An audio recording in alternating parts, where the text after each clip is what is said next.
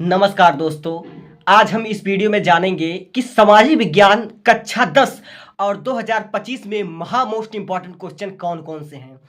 और आप यकीन मानिए दोस्तों, मैं जो कह रहा हूं 2010 से लेकर 2024 तक सारे बोर्ड एग्जामों को मैच करते हुए, अपना तर्क वितर्क लगाते हुए यह वीडियो बनाया हूं दोस्तों।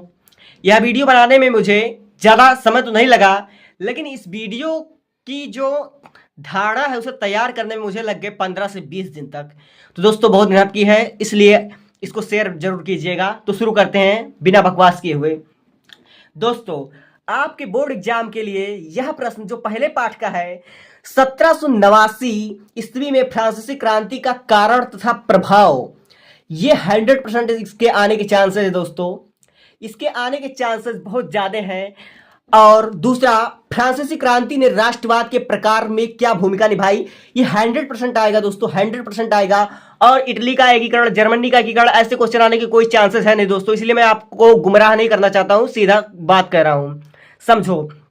और दूसरे पाठ में दोस्तों देखो, 2025 में जलियांवाला बाग हत्याकांड कैसे हुआ, इस क्वेश्चन को तो आना ही आना है। दूसरा दोस्तों, साइमन कमीशन की रिपोर्ट से कांग्रेस क्यों असंतुष्ट थी, कांग्रेस ने किस नई नीति की घोषणा की, ये 100% आएगा। अब देखिए, भारत के स्वतंत्रता संघर्ष में महात्मा गांधी के योगदान का मूल्यांकन कीजिए, इस बार ये 100% आएगा, 100% इसको लिख कर लीजिए, ये क्वेश्चन आना ही आना है। और महात्मा गांधी जी के सत्याग्रह पर एक निबंध लिखिए, ये भी आएगा। ये very very most important question है दोस्तों, ये आएगा, आप इसका स्क्रीनशॉट ले लीजिएगा। और देखिए अगला, सत्याग्रह का अर्थ स्पष्ट कीजिए, गांधी जी के विचारों को भी लिखिए। ये क्वेश्चन जब भी आएगा 7 नंबर से कम का नहीं आएगा, वो आपका रखा हुआ है दोस्तों। अब दोस्तों देखते हैं आंदोलनों के बारे में। खिलाफत आंदोलन, असहयोग आंदोलन, डांडी मार्च आंदोलन, और 3 आंदोलन तो आप इसको रट कर जाइएगा, क्योंकि 3 आंदोलन में से कोई ना कोई तो आना ही आना है। और जहां तक ज्यादा चांसेस इसके बनते हैं, ये 100% आएगा, खिलाफत आंदोलन इस बार आना ही आना है दोस्तों। बकवास नहीं कर रहा हूं, सीधे टॉपिक पर आ रहा हूं, ये मोस्ट इंपॉर्टेंट क्वेश्चन है। अब देखिए 9वां क्वेश्चन, भारतीय अर्थव्यवस्था पर आर्थिक महामंदी के पड़ने वाले प्रभाव का वर्णन कीजिए। यह तीसरे पार्ट का मोस्ट इंपॉर्टेंट क्वेश्चन है, जो कि इस बार 100% आने के चांसेस है। और वैश्विक आर्थिक महामंदी के कारणों का उल्लेख कीजिए, इसका भी आने का बहुत ज्यादा चांसेस है।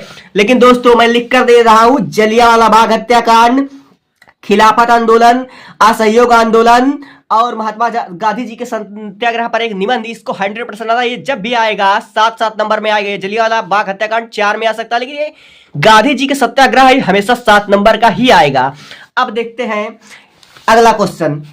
देखो दोस्तों, आर्थिक गतिविधियों से आप क्या समझते हैं, 100% आएगा ये। आर्थिक गतिविधियों से आप क्या समझते हैं, वैश्वीकरण से आप क्या समझते हैं, ये सब वायरल प्रश्न है, इसको आना ही आना है। बस दोस्तों इतिहास में केवल इतना पढ़कर जाइए, मैं गारंटी के साथ कह सकता हूं 90 से ऊपर आप स्कोर करेंगे। अब आते हैं नागरिक शास्त्र पर।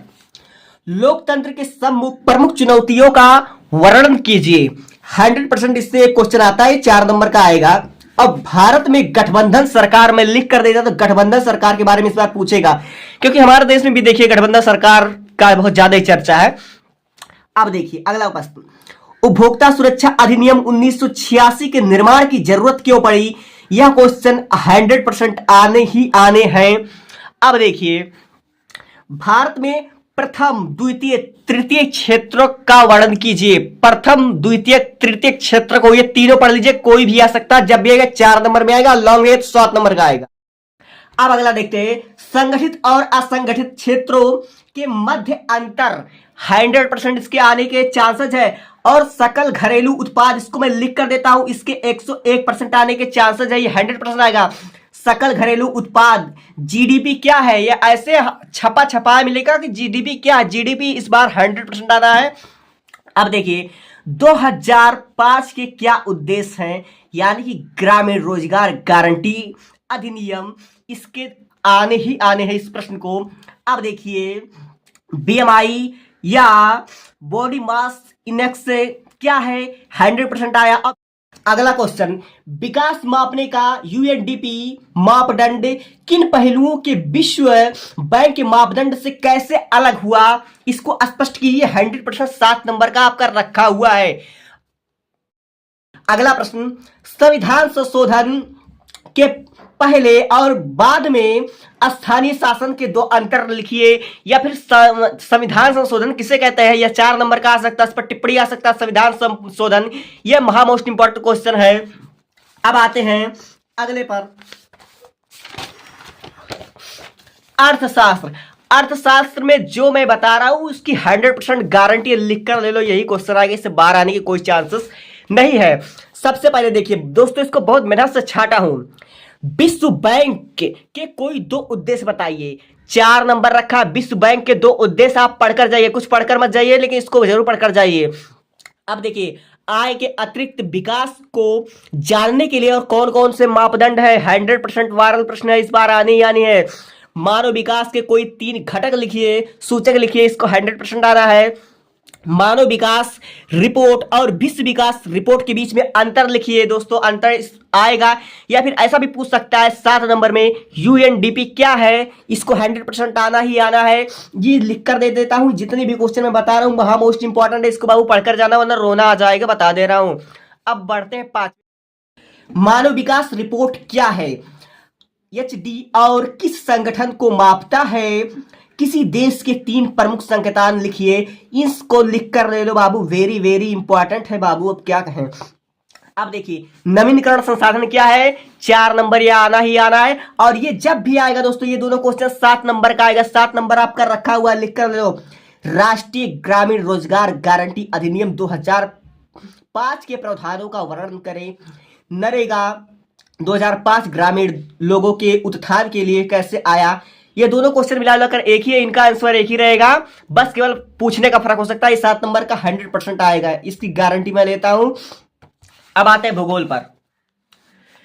भूगोल लगता है सबको कठिन, लेकिन होता है सबसे आसान। आगे बढ़ते हैं। और हाँ दोस्तों, आप इस वीडियो को डाउनलोड कर लीजिए ताकि आप पेपर जब देकर आए तो आप इससे और मेरे वीडियो से मैच कीजिएगा कितना मैच हुआ, इसलिए आप लोग इसका सेव कर। 3 राज्यों के नाम जहां काली मृदा पाई जाती है और कौन सी फसल उसमें उगती है, यह बहुत इंपॉर्टेंट क्वेश्चन है। और बहुउद्देशीय परियोजना के लाभ तथा हानि लिखिए, जब भी आएगा 7 नंबर में आएगा, 7 नंबर की गारंटी मेरी है। अगला देखिए, चावल की खेती के लिए उपयुक्त तापमान, गन्ने की खेती के लिए उपयुक्त तापमान, गेहूं की खेती के लिए, चाय की, रेशम की खेती के लिए उपयुक्त तापमान परिस्थितियों का वर्णन कीजिए, जब भी आएगा 7 नंबर में आएगा, इसकी गारंटी मेरी 100% ये आएगा। अगला, पहाड़ी क्षेत्रों में मृदा अपरदन की रोकथाम तथा मृदा अपरदन के कारण क्या हो सकते हैं, यह भी आ सकता है 4 नंबर में। छत वर्षा पर टिप्पणी लिखिए, वेरी वेरी इंपॉर्टेंट बाबू, ये 100% आएगा। और परंपरागत तथा गैर परंपरागत ऊर्जा में अंतर लिखिए। भारत के वन प्रबंधन को कितने भागों में बांटा गया है, ये आ सकता है। और नर्मदा नदी बचाओ, वन संरक्षण, ये दोनों 100% कह रहा हूं बाबू, आएगा, ये गारंटी, आप फुल मार्क की गारंटी मेरी। अभी आप वीडियो डाउनलोड कर लीजिए, आप पेपर देकर आइए तो मेरे वीडियो से और अपने पेपर को मैच कीजिएगा, तब आप कमेंट कीजिएगा। धन्यवाद, अगले वीडियो में मिलते हैं।